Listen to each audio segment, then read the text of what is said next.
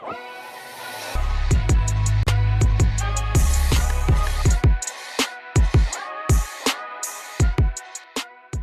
we should go with?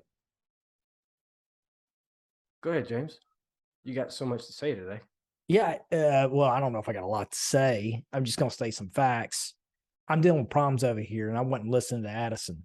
Yeah, I got things I'm trying to get done.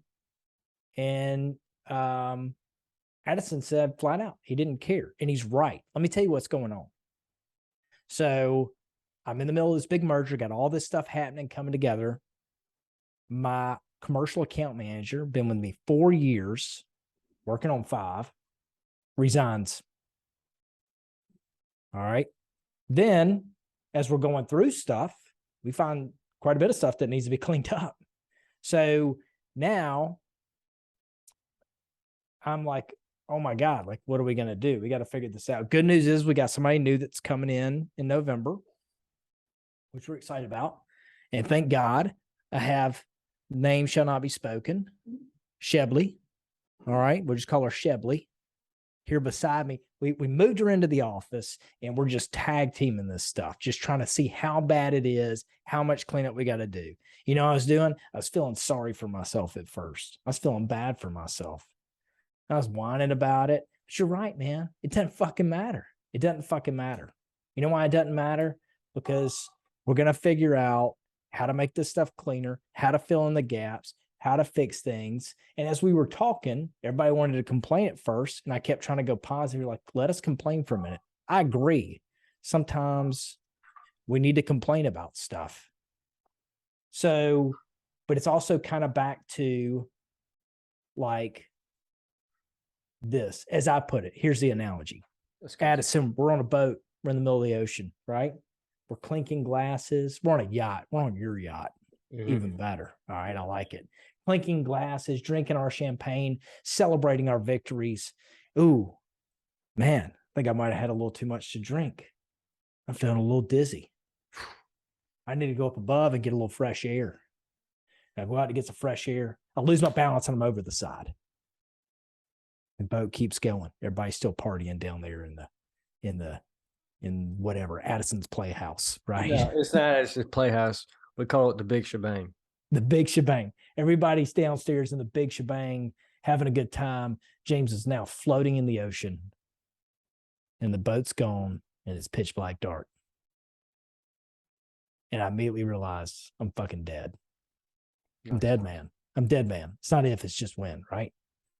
And then something catches my eye, and I see it's pitch black dark, so I have no idea, but I can see off in this there's a light. Now, I got a couple choices. I can give up right now and just go ahead and just sink to the bottom and die. Or I can start swimming towards that light. Now, I very well may drown before I ever reach it. Who knows? It might be 3 miles. It might be 30 miles. It might be 300 miles. Who knows, right? But I can either fucking swim towards it, or I can just sit there, feel sorry, and just go ahead and die right there on the spot, even while my heart's still beating. So the thing is, if I do swim and I fucking make it and I hit dry land, like, that'll be the best feeling in the world, right? Facts. So, like, what are you going to do? Right now, there's people listening to this, they're going through some shit, or got to make some decisions, and they don't know what to do. Well, think of it that way. You're floating now. There's a light off in the distance. You just got to look for it. Are you going to swim, or are you just going to be a pussy and give up? Yeah. Hey, definitely 100% agree with what you said. Everything you just said just made me super hot. Did you get fired up over there? Yeah, we'll go with that. Number one. Number two, I had a missed opportunity. I should have said we were on Moby Dick. A little upset at myself. You know what? I appreciate the fact that you already got your boats named. Yeah.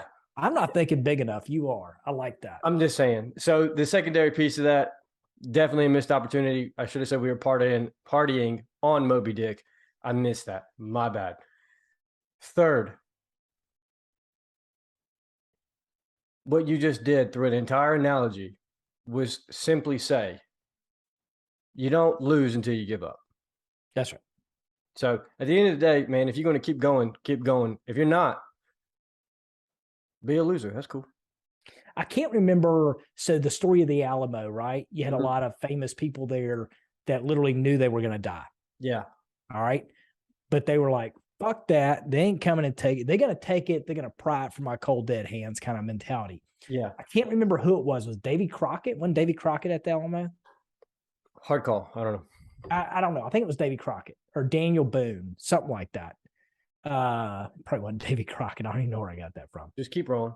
Anyways, they went and told his mother that he had died at the Battle of the Alamo. You know what her response was? What's that? That she didn't find any bullets in his back. Damn. Right? Like, dude, that's what I'm saying. Like, if you're gonna die fucking trying, man. Like, what's the alternative? Yeah. You know what the alternative is? Giving up. David Crockett is right. Is it David Crockett? Yeah. There we go. All right. Dude, that's wild. Yeah. I bet you didn't find any bullets in his back. Yeah. Son of a bitch wasn't running, was he? Yeah, that's right. Bowie was the other one, the Bowie knife guy. Yeah. He was there. Maybe it was him. I can't remember. It was one of them. But like I said, they told his mother that. She's like, well, I bet she didn't find any bullets in his back. Like, damn. You know, that's a mother's love, my man. Yeah. You know? So, you know, At the end of the day, face what you got going on. Head on. That's right. And just get it taken care of. I mean, at the end of the day, worst thing that happens, you fail, you absolutely just bomb. Mm-hmm. And you've got to restart. Okay. Mm-hmm. But you now have every bit of knowledge that you had going into it the first time. That's right. What is it you say all the time? Every time I call you and I'm bitching about something? It's okay to fall off the horse, get back on it or something? What do you say? Hey man, it's okay to fall down. Just get back up. Like get back that's up. not what you said. You said it definitely has a horse in the analogy. I don't know. Get back up. I don't know. Maybe it's in the moment. Maybe it's just authentic. I don't have it right Horse, now. penis, something. Horse, something. I don't know, man. I think there's sometimes you need to feel it. Like, and maybe just like acknowledge that, oh fuck, this sucks. Like, you remember when we did the Rock, that 50-miler, man, and we did what was like the first stretch, we had to go out so far and we were stepping hard. So we went out like 10 miles. We turned around and had to come all the way back 10 miles. And we stopped for a minute and took a break. And we were like eating a couple of snacks. We were up against like this brick marquee to a neighborhood. And we like made an agreement for the next 5 minutes. We were all just going to bitch for a second, like about how bad we were hurting. Yeah. And we did. We were like, oh my God, my feet, holy shit. Like my legs were already tired. And then we were like, all right, let's get our packs back on and go. Yep. And we went back to stuffing. Like, you do have to do that, man. You can't ever not see where something's wrong. Like that goes for anything, a relationship, you know, like you always try to play kind, whatever, like you build these houses, then you just have no real feelings about it. That's a hard place to be too. Cause you know, a lot of, I mean, I've been down that road. I mean, just consistently just building up those calluses in a negative form of, you know, I just don't give a shit. We're just going to keep rolling and it just is what it is. And, you know, you're not really genuinely looking at yourself and saying, okay, well, what the heck is actually going on? Yeah. And so it is good to peel those calluses off sometimes and take care of business when you need to take care of business. And I think when it does come down to, there's certain things that people are able to do that with that become a lot easier.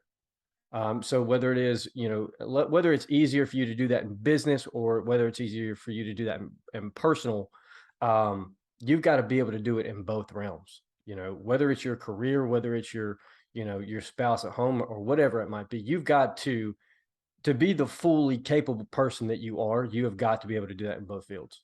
Yeah. Yeah. Well, I think that's back to it, right? Be real. Like, and if you're being a bitch about it, then be real about the fact you're being a bitch and quit being a bitch. Like, and then step up and, you know, like be a boss and lead from the front and get it done. Yeah. Like, yeah. And a lot of times all it takes is a little momentum in the right direction to go ahead and start kicking things, and that will continue to go down the road. Yeah. You know, everybody faces issues, and it's about what you're able to do with those issues.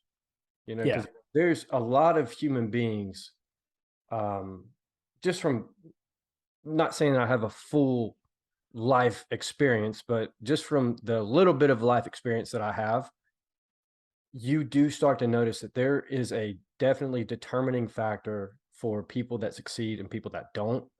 And a lot of it is just being able to wear the fucking storm. Yeah. Well, whether it, and I think though that comes back to your viewpoint, your perception of stuff. Ooh. And I think you like, man, we are people, like time makes us forget, man. Like it just makes us forget. It does. Like there's things that I enjoy in my life now that the 20-year-old me would be like, damn, son, what are you whining about? Yep. Like looking at that dude, I would be miserable doing some of the shit he had to do, you know?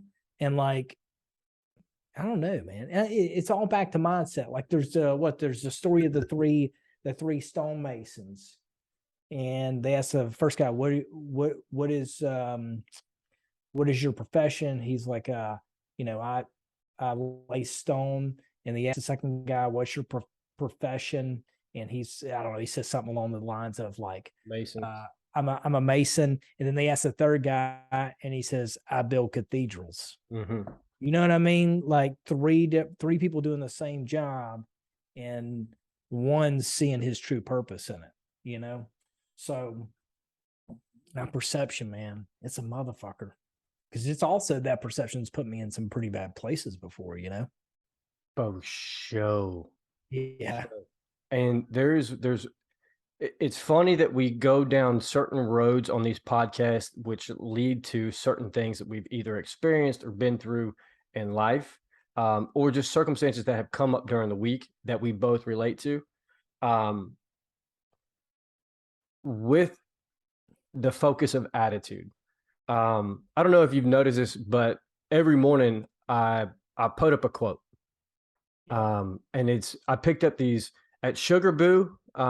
It's some company, but they have these 365-day daily quote cards that you just pick up from a box, right? And it has whatever quote on it. And to place a finger on it, the quote that came up today was this: the longer I live, the more I realize the impact of attitude on life. And it goes a lot further, right? If you want to take a look at it, follow my Instagram, look at it. But that statement is just the first sentence out of many that dive into everything that you do in life. You have a choice, and that one choice that you have, whether no matter what the circumstance is, no matter what the situation is, no matter how bad things are going, you have one thing and one thing only, and that's how you put your attitude on the situation. It's not the situation that is given, it's about the attitude that you've put on that situation. So if you want it to be a negative day and you want it to be this and you want it to be that, you may not even realize it. But all you have to do is simply look at how your attitude is facing and adjust, right? And it's not going to be a quick car turn. It's going to be, you're on a heavy ass boat, you're on Moby Dick this morning, and you're going to have to slow increments to get that baby to turn. Yeah. But it's all about every action that you do, have some good attitude in it. Yeah. Hey, and last thing I'll add, then I'm done, because we got companies to run, we got shit to get done, and I just talked about all the bullshit I got to get figured out. But like this isn't some Pollyannish bullshit that's saying you got to walk around every moment, every day with a smile on your face. No. I ain't smiling today. I'm determined today. But I had a conversation about something earlier with one of the people in my office. I said, hey, look, I got a lot on me today. I'm like, no bullshit. Like this isn't some long talk. If I say, hey, I need this, that means I fucking need this. Like, see where I'm coming from. Like, I immediately acknowledge the fact that I ain't my normal, playful, joyful self today. I need to get shit done. I need to check some boxes, and I'm doing one thing at a time. So if I say I need this, that means I need that done. Just roger it, make it happen. That's what I need from you. Like, you get me? Got it. So it wasn't me going in there just like, hey, I said I freaking wanted this. Where's it at? Like, I acknowledge where I'm at today and we're moving on. I don't have to walk around smiling, kidding, giving little pokes at, right? Like, I ain't got to do none of that shit. I just told her where it's at, where's the mindset, what we got to do. That's it. Place expectation before you place conversation. Ooh, I like that. Hey, man, I'm reading that book right now. What is it? Fierce Conversations. I just started it. Yeah. Man, I really like that. Definitely people should check that out. Faux show. That is great. If you even open your mouth during the day, you need to read that book. Yeah. Man, she got me right off the bat when she said the relationships we have are I'm butchering it, but basically the relationships we have are really based off the conversations we have. That conversation determines a relationship, not the other way around. Yep. That's fucking deep, man. And now hold this, and I want you to take this. Once you finish that book, there's another book by Oreen J. Sofer. Say What You Mean. Dude, I feel as if you listen to Joe Rogan's podcast and you like the way he conversates with people, and how he pauses and how he breathes and how he takes the moment before he even asks the question, that is the book that will put you there.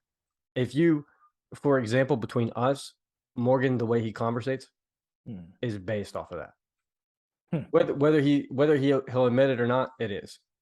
So those two books together, dude, if you want to be able to actually have conversation and get to what you're trying to do and actually have people listen to you in the correct manner of what you're trying to speak, those two books will change everything you do about verbal communication and nonverbal communication. Nice. Love it. Yeah, boy. Hey, we appreciate you guys, everybody from Australia to China. I don't know, understand. I haven't translated this, so kudos to you. Everybody who can listen to this podcast and does listen to this podcast from around the world, man, shout out to you. I appreciate you. With James's Southern accent, I don't know how you guys even handle it. I don't know either. It's actually crazy to me. Yep. However, they probably just listen to us just to make fun of us. And that's fine too, because you're still listening. Guys, thank you so much. We love the support.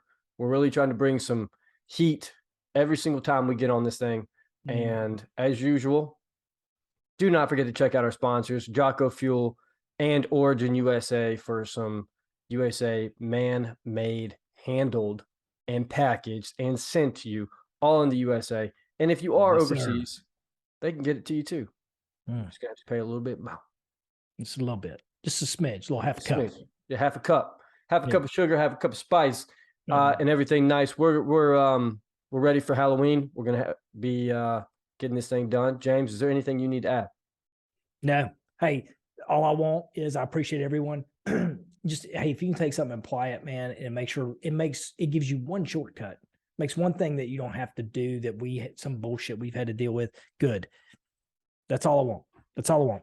Other than that, I'm about to go back to dominate my day, and hope everyone else does the same. Grinder out.